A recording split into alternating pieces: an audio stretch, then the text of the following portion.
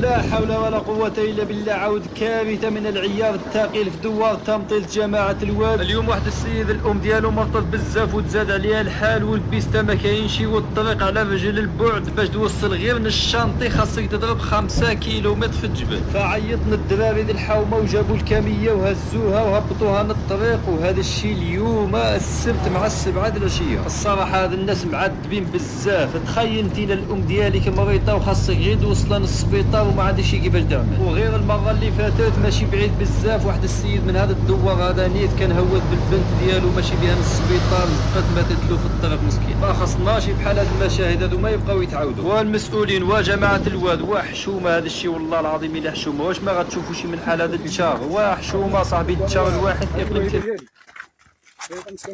كيف تشوف الظروف اللي عندنا راهو مالك الحال.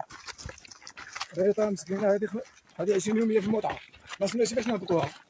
عيطنا على الجماعه والجماعه اللي غاثه، هذه هي اللي غاثه ديالنا حنا.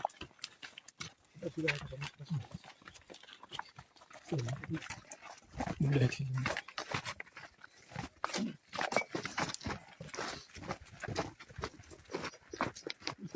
صراحه